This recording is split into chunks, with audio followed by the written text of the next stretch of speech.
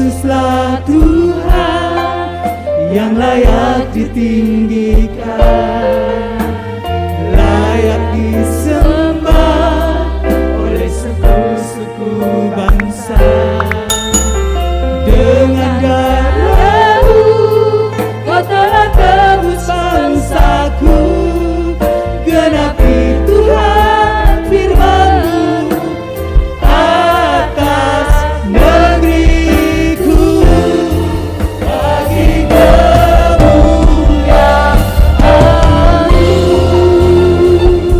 Itulah kerinduan hati kami yang terdalam, bahwa Indonesia penuh dengan kemuliaan Tuhan. Karena kami sadari bahwa kami umat manusia, bukan hanya di Indonesia, bahkan di seluruh dunia, membutuhkan Tuhan. Tanpa Tuhan, hidup kami hampa.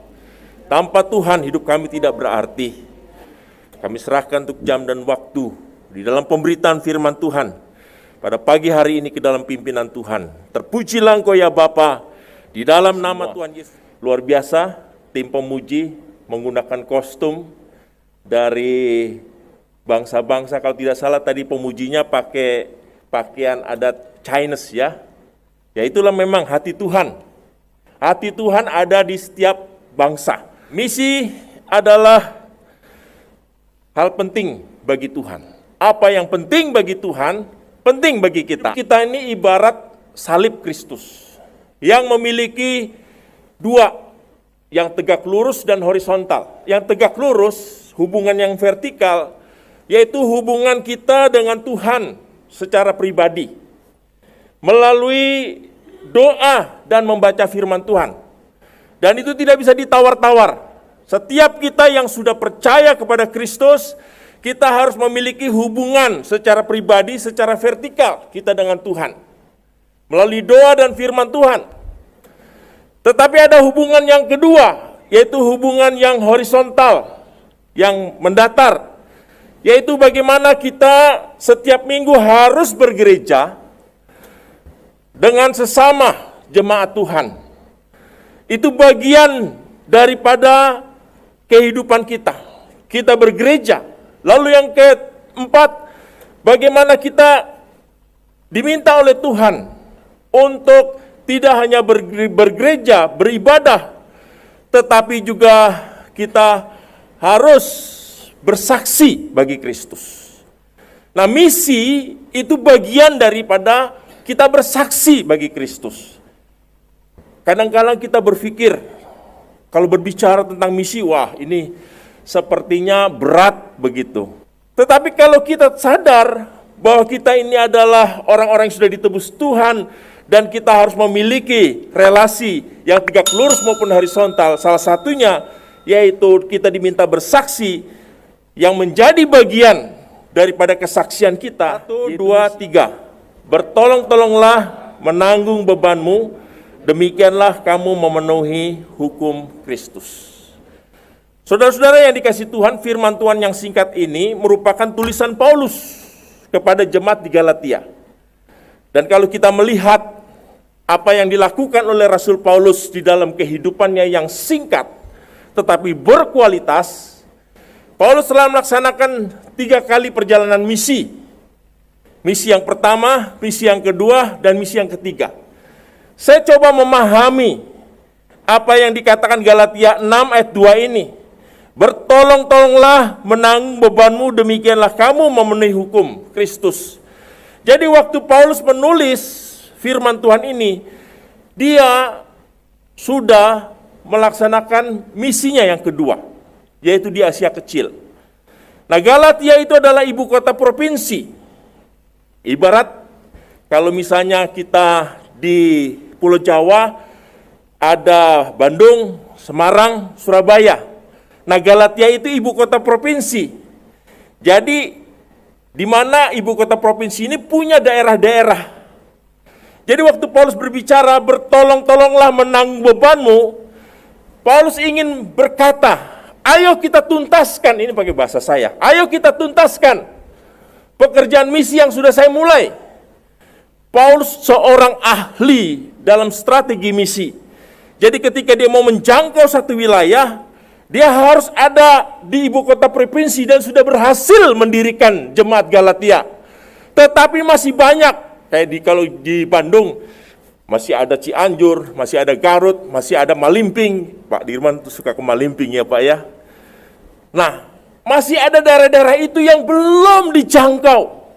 Jadi kalau Paulus berkata, bertolong-tolonglah kamu menanggung bebanmu, itu bukan untuk dirinya sendiri, tetapi untuk utusan-utusan misi yang bersama-sama dia untuk menuntaskan, menjangkau daerah-daerah provinsi Galatia.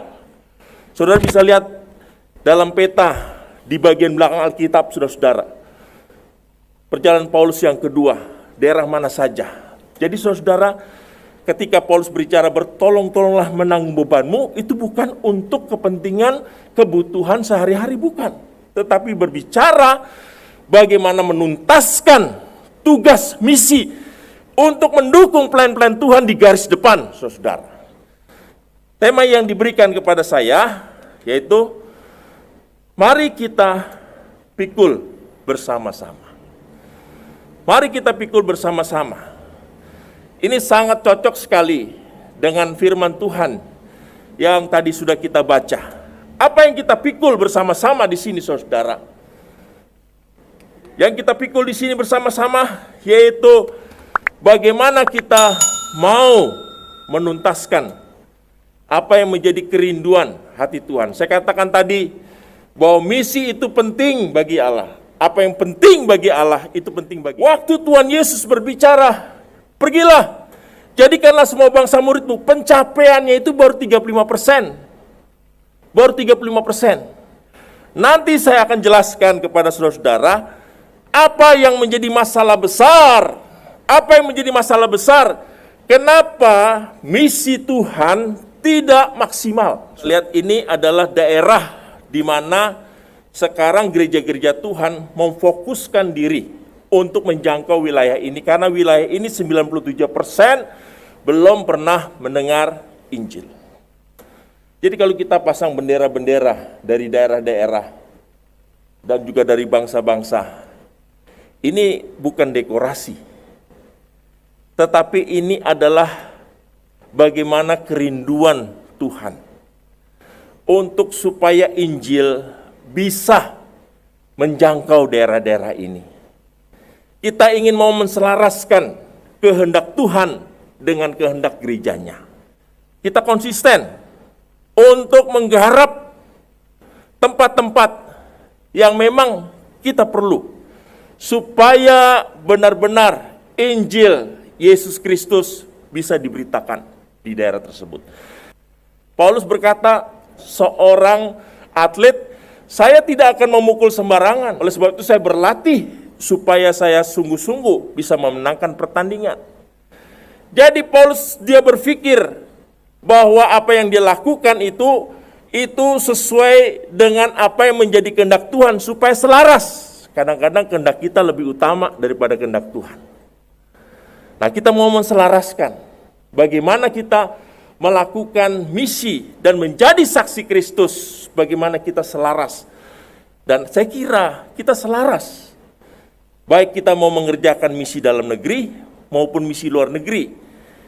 Kalau di dalam dunia misi ada 3 wilayah, wilayah A, wilayah B, wilayah C.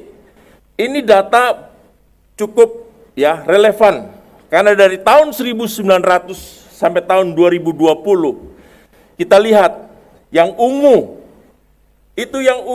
itu adalah orang-orang Kristen. Gereja-gereja established tetap stabil. Pertumbuhannya tetap stabil, saudara. 1900 sampai tahun 2020 stabil. Karena pertumbuhannya pertumbuhan biologis. Mama-mamanya Kristen, anak-anaknya ikut Kristen. Tidak ada penginjilan. Coba kalau kita lihat, saudara, yang di atasnya itu, yang ungu muda, itu adalah gereja-gereja Injili atau gereja-gereja karismatik. Ada pertumbuhan secara signifikan, kenaikan. Tapi jangan gembira dulu. Perhatikan yang hijau. Luar biasa, saudara-saudara. Ya. Nah, jadi ini tantangan Saya kemukakan data ini supaya benar-benar kita boleh mengambil tugas dan panggilan kita. Sebenarnya apa sih misi itu? Banyak saudara-saudara yang masih belum memahami tentang hakikat misi, sehingga kita sering salah kaprah. Misi adalah intensis melintasi batasan dari gereja ke non-gereja demi proklamasi Injil. Jadi kalau kita berbicara misi, itu kita berbicara dari dalam gereja ke luar gereja, kepada orang-orang yang hidup di dalam kegelapan, orang-orang yang belum mengenal akan kasih Kristus. Dan kalau kita memajang bendera-bendera yang ada di belakang maupun yang ada di samping, ini adalah daerah misi. Mengapa misi? Apa yang harus kita lakukan? Karena kalau gereja tidak bermisi, gereja akan penuh dengan konflik, saudara. Kalau gereja tidak bermisi, ibarat seorang yang gemuk, yang rawan terkena penyakit. Jadi misi itu adalah sesuatu yang harus kita kerjakan dan kita laksanakan dalam kehidupan gereja. Sebagaimana yang ditegaskan bahwa misi itu adalah mandat agung, bahwa misi itu adalah keharusan sebagai orang percaya, bahwa misi itu adalah menyatakan bahwa Yesus adalah juru selamat dunia, dan bahwa misi itu bahwa Yesus terlampau kecil jika hanya disembah oleh sebagian beberapa bangsa. Indonesia ini ada 17.500 pulau, ada 235 juta, sekarang sudah 260, ada 800 suku bangsa. Begitu kaya sekali, begitu luas sekali Indonesia, saudara. Sehingga kita harus benar-benar melakukan apa yang menjadi hal yang penting untuk kita kerjakan. Yang pertama yaitu suku Betawi di sekitar kita. Lalu yang berikut, mana lagi saudara? Yaitu suku Sunda. Suku Sunda ada 32 juta penduduk dan masih banyak yang belum dijangkau oleh Injil. Lalu Belitung, ketika kami ada di sana, kami terheran-heran. Kenapa? Karena jemaatnya di Belitung di sana itu rata-rata sudah lansia. Lansia itu sudah usia-usia sekitar 60-70. Kami tanya, kenapa? Kok jemaatnya nggak ada yang muda, yang fresh begitu? Sudah pada tua sama begini, Pak.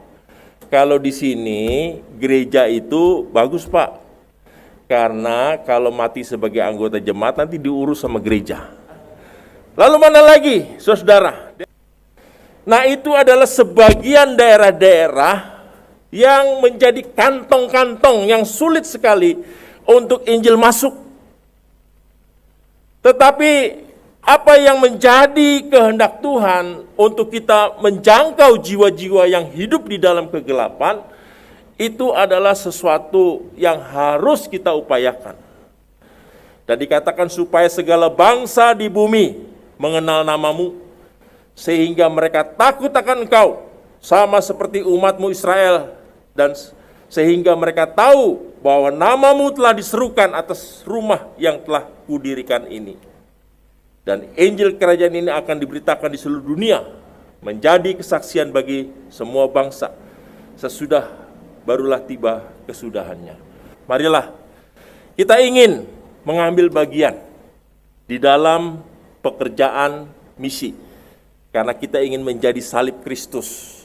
Tidak hanya hubungan kita secara vertikal melalui doa dan melalui baca firman Tuhan, tapi hubungan yang horizontal, yaitu bagaimana kita beribadah bersama-sama, bagaimana kita bersaksi, dan itu yang menjadi kerinduan kita. Mari kita tundukkan kepala, kita berdoa kepada Tuhan.